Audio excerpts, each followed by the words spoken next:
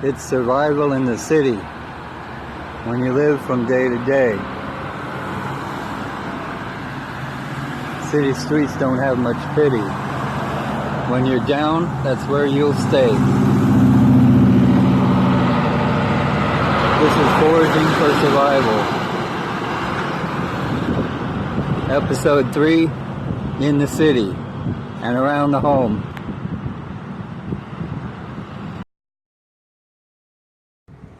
We touched on these in the last episode. These are the wild grapes, and it's that time of the year, late July, early August, when the berries have formed. They turn black. And when they're ripe, they turn black. These are the native, I'm pretty sure. If the tendrils are not forked, they are native. Here's a tendril. The tendril is not forked. That's a native wild grape. And there's wild grapes growing on all over this. It's everywhere.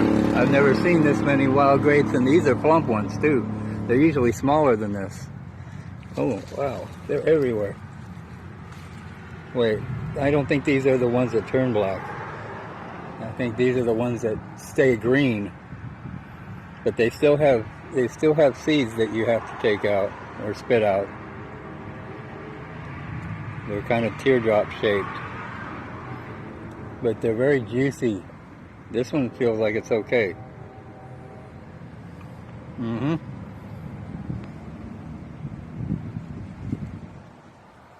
Yeah. You spit out the seed and the pulp. Part of the pulp anyways, that surrounds the seed. And these would make good juice grapes. But the seeds make it hard to use them for anything else. They're good juicing grapes.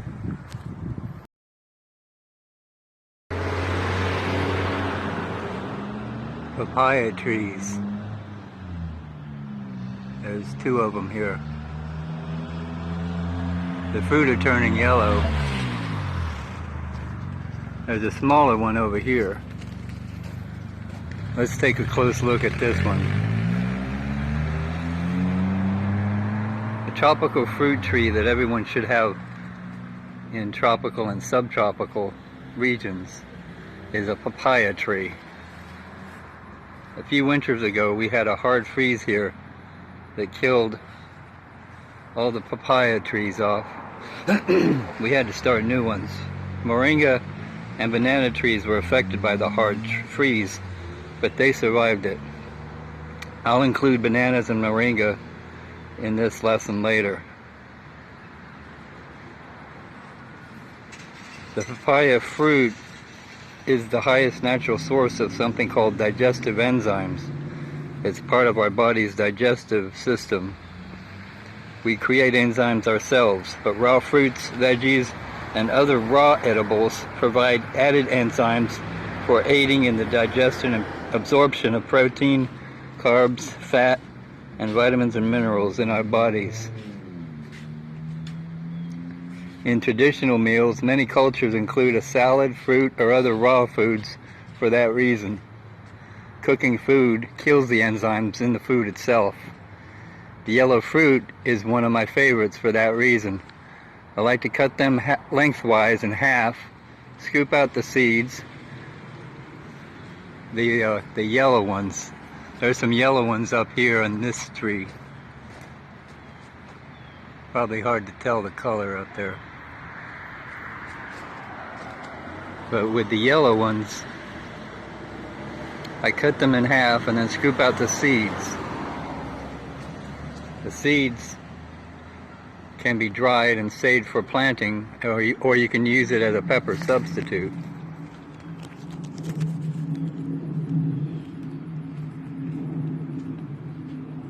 And I eat the pulp raw with a spoon, provided the pulp is ripe enough to be soft enough to scoop. The green unripe fruit is peeled, chopped high, or sliced into strips and added to salads, but a little chewy raw, or cooked like pasta. Papaya picture? Yeah, papaya. I'm doing a video on it. It's good stuff. I love papaya. The young leaves and flowers are reported to be edible cooked. The young leaves, very young. The core of the trunk is reported to be edible raw. The roots are supposedly edible after extensive boiling, but that one is kind of questionable. The dry, older leaves are used as a washcloth because it has a plant substance called saponin, which can create suds from washing, you know, like yucca roots and other plants that can create suds if you agitate them in the water. The leaf stems, when hollow, they're hollow and they make a pretty useful drinking straw. I went to a restaurant where they had papaya straws made from the leaf stems. They use them when they're green. When they get like this, they're too soft. But when they're still green, papayas make a good straw, the stems.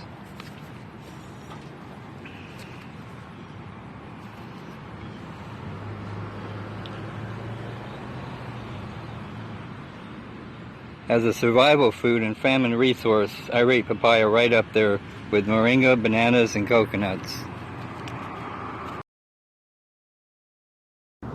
These are called perennial peanuts. It's actually a member of the peanut family and very closely related to peanuts. And you can see it's a ground cover plant. It crawls along and then giving it a ground cover, covering the ground, I guess you could say.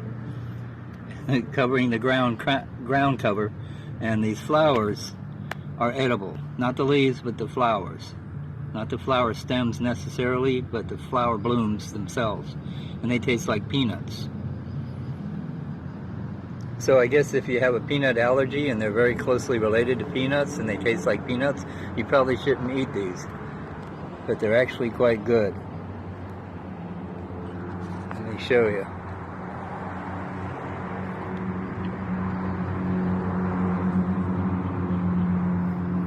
Very peanutty. They come up in the summer in semi-tropical areas. These are planted. Most of the time they're planted, but you can find escaped species because they will spread. They will spread all over.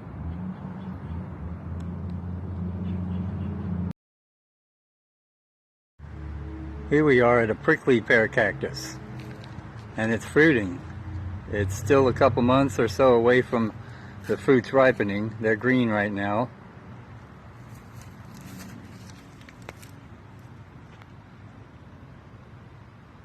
And you can't see them, but there's these tiny, tiny thorns on it, almost microscopic.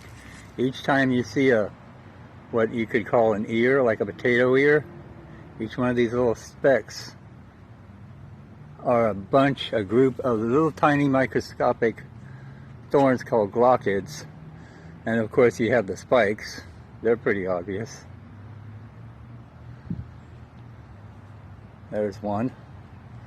These fruits also are surrounded by glaucids. You can see a whole bunch of them here. Hard to see, but they're there, and there's a bunch of them there. And when they actually turn purplish, I cut them off here, but first I wrap duct tape around the whole thing and then cut it off and then slice it down the middle and then scoop out the pulp with a spoon. Of course I choose some nice fat ones. Here's one that's looking pretty fat, and there's a whole lot of them here. There's at least 20 prickly pears. That's where they got the name prickly pear cactus. They have little tiny, teeny tiny seeds that are very, very hard. If you have delicate teeth, and you have to be careful how you chew the seeds. But the pulp is purple and delicious, kind of a tart, fruity flavor. And I enjoy my tart fruits. They're my favorites. Now also in a survival situation you can eat the pads. What you want to do is catch the youngest pads. These are all pretty much the same age, so I would just pick any old pad and cut it off here and then I'd start to kind of peel off with a knife. I'd start filleting it, but there's not much pulp in between the layers, so you basically just have to cut as much as you can off. Well, after you burn, what I do is hold it on a skewer over the campfire to burn off all the glochids and cut off the spikes and burn off all the glochids, and then I start to peel the burnt peel off and then cut it in strips. And you can boil that some more if you want after cooking it a little bit. And there's different ways that you can eat it. But basically it is edible, and you can also use the pad to cool the skin from a burn or bite or scratch. You can cut the pad, once again being careful of the glochids, cut the pad just to the flesh and rub the flesh on a burn to help cool the skin.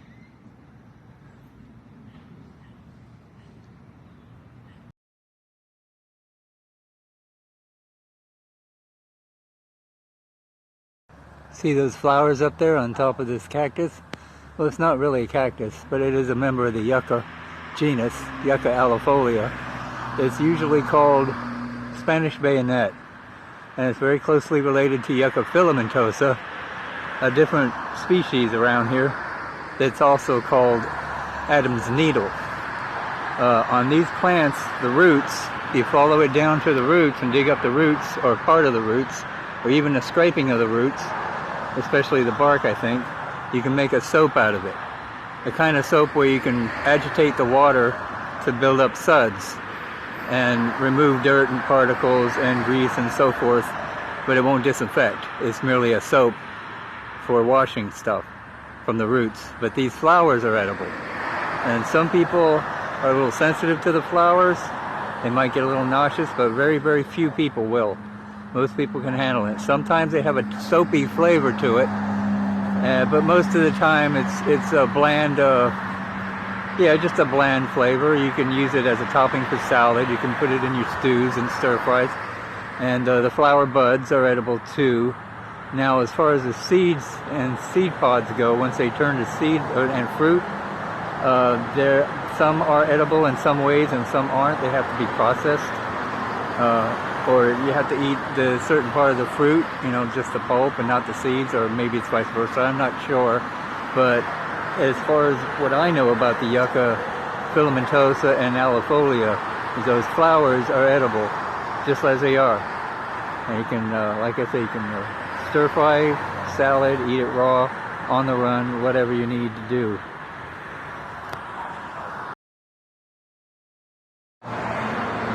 Serious cactus. I call it apple dragon fruit.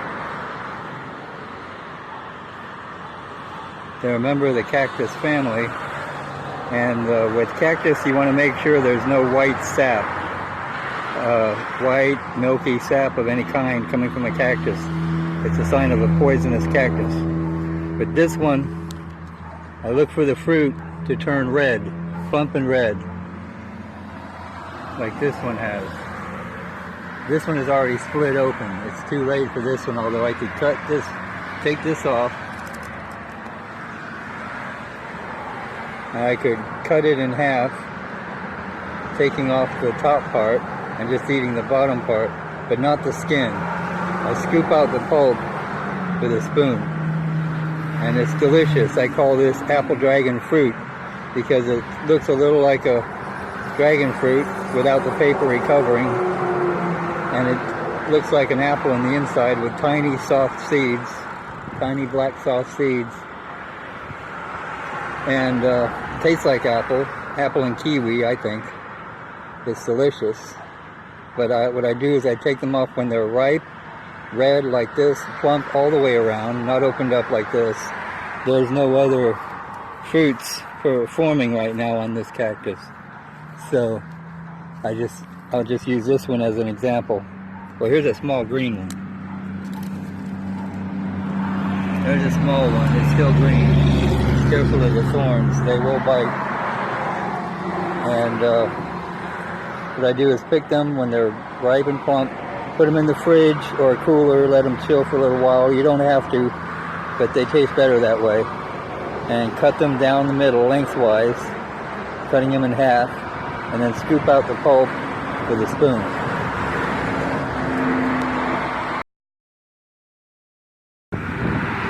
This one is called Pindo palm. It's one of my favorite palm trees. I'll show you why.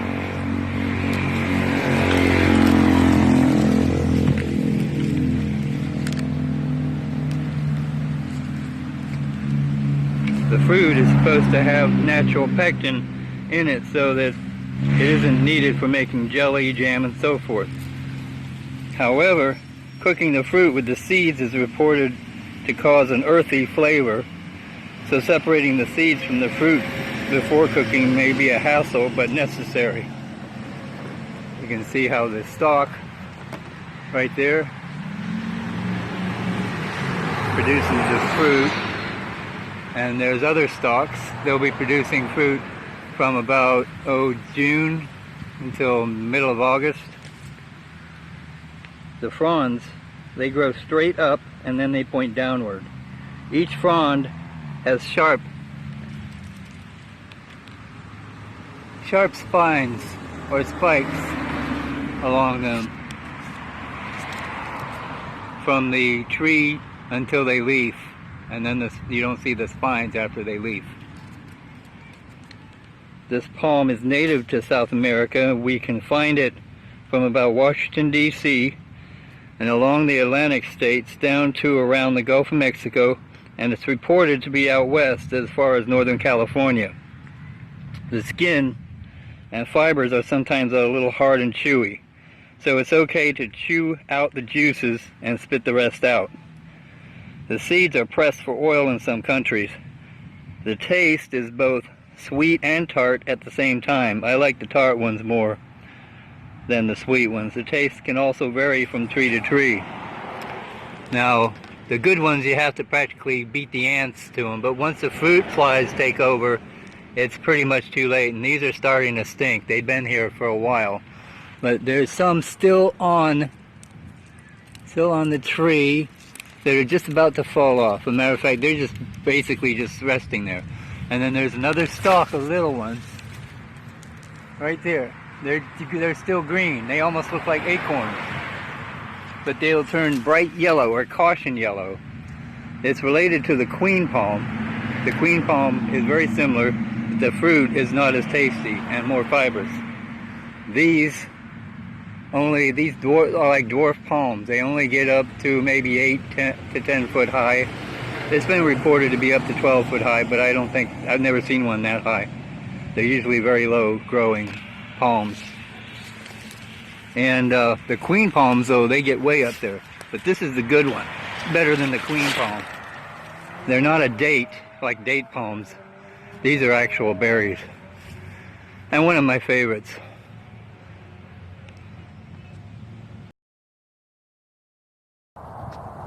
Bananas. I know this looks like a tree, but it's not. It's a weed. It's called banana. All kidding aside, yeah, it's actually a large herbaceous plant. If you're in a survival situation, these trees can almost make it easy. You can cut one down with a machete with only 1 or 2 hard chops. And I'll tell you why. Let's walk closer to it. Have to climb into the weeds here. Okay. There it is. Out of all these banana trees, that's the only fruiting stalk I've been able to find. But there's usually at least one good one every year in this strand of banana trees. I'll go down the list of uses for bananas. Wild banana trees. There we go. Get my footing. The original banana tree doesn't have the pulpy fruit that you get in a store. It looks like fruit, but instead of pulp, it has seeds encased in a hard material. Those seeds can be ground into flour. The leaves can wrap food for storing or stuffing into the hot ashes of a campfire. You wrap the food, whatever meat or root that you want to cook, in the fire. You bake it in the fire by wrapping it in banana leaves, and you stuff it into the hot ashes of the fire and just let it cook for hours or whatever, however long you need to cook it. Now the leaves can be spread out on the ground to collect rainwater for cooking and drinking, or they can be used to provide shelter material. A very versatile plant, this banana. The green fruit can be used like plantains. Those fruit right there are still green. They could be used just like plantains. If they are hard to peel, just cut them in half and boil them for 10 minutes. Once they've boiled a little, the peels will come off very easy. Then I change the water and boil the pulp until the desired tenderness. The ripe yellow fruit of some species are quite sweet compared to store-bought. The large red flower, the flower at the bottom of the fruit stalk, can be peeled of its outer layers and eaten raw or boiled. I chop it and boil it until it's soft. It's hard and chewy raw. The tree has a sticky sap, which can be used like glue. The sap near the fruiting stalks are the stickiest. I once pulled a fruit off of a stalk and got the sap on my hands, and it was like glue. But the sap toward the bottom of the stalk, when I cut one down once, wasn't very sticky. So I figured the closer you get to the fruiting stalk, the sap is stickier, like glue. The green core in the center of the trunk, after you peel off all the outer layers, is edible cooked, but chewy, like a chewy cabbage. For making a salt substitute, you can try burning the fruit skins, leaves, and stalk into the ashes. Burn it right down into ashes. I don't know how well that works, but there was a report that you can make a substitute salt from burning the material, the banana tree material. Banana trees are strictly a tropical and subtropical species, and there are many varieties of them. You can plant one small sprout, and over time they will push up new stalks from the same root. The root system sucks water up from the ground.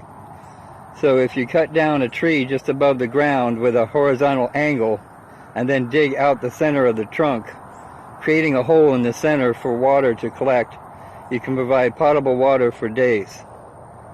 The first bits of water will be bitter to some extent.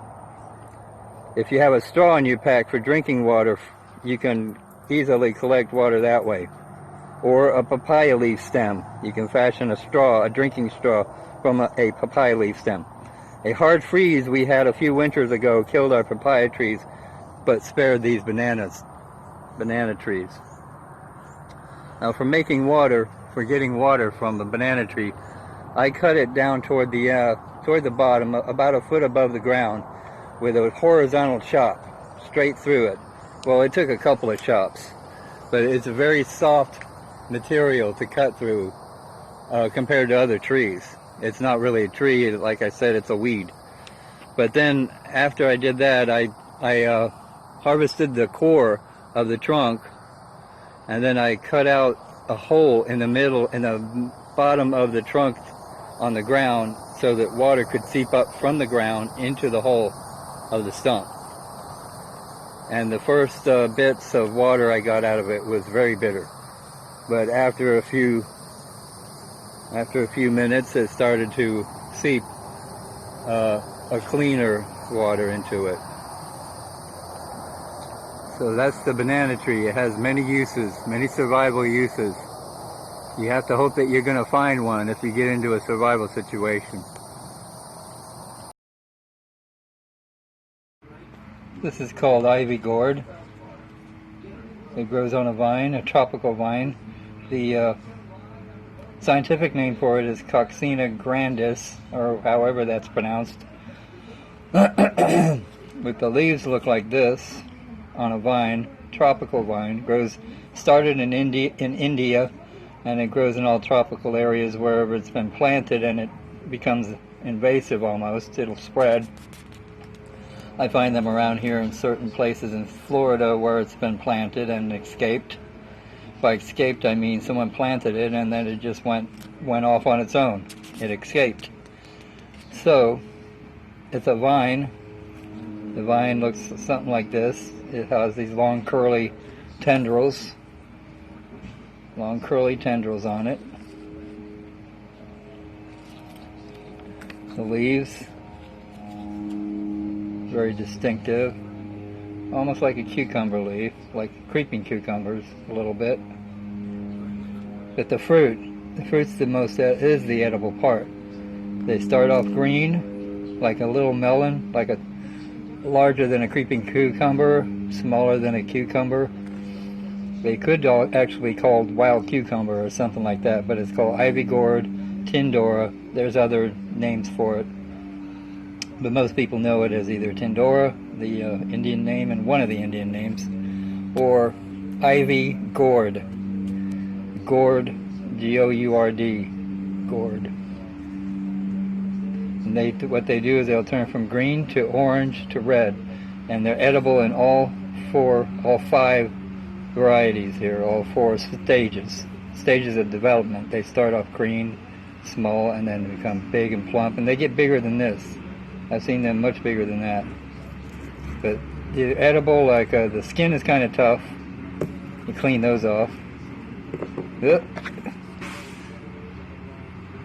They're chewy, they're crunchy actually, they're crunchy. But they're tasty too, they're like cucumbers. Inside it is very much like a cucumber. These become soft when they turn red and juicy, very juicy and soft, very soft. And that's also edible. You clean it off. You can chop these up, put them in salads or boil them. They're more well known for being boiled. And these are just eat them whole, just like they are. The part down here is kind of hard. I would eat what you can see right there. I would eat that section. And you could probably even eat this section. This one has been chewed by a bug.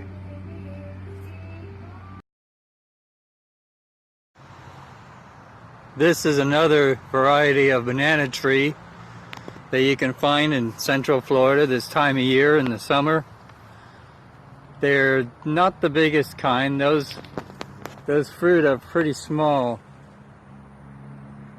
And one way to help them along is to cut the flower off. There's the flower. I'll be cutting that off pretty soon so that those will ripen a little faster. You notice most of them doesn't have much meat on them, but it's still food. You would boil these. I cut them in half and boil them until the peel starts to separate from the pulp. About 10 minutes of boiling. Then I take them out, dump the water, take a couple of forks and scrape the peeling off of the pulp. It comes off pretty easily once you've boiled it for a little while. Then I put fresh water in the pot, put the pulp back in the pot, and boil it until it's soft enough. And it's actually quite tasty. It doesn't taste like bananas. It tastes more like plantains. And this is another variety in a vacant lot, no longer used. No one's taking care of the lot. It's overrun with growth of all kinds. And that happens a lot in the city and in towns. You'll find empty lots, houses that are empty and not used anymore. No for sale sign, no sign that says no trespassing, no signs of any kind. Just an old house, broken down looking house, boarded up. Over there's a house, it's boarded up. That happens a lot in the city and the towns. And that's where you might find some edibles, and no one bothers you. 99 times out of 100, no one will bother you if you go foraging for survival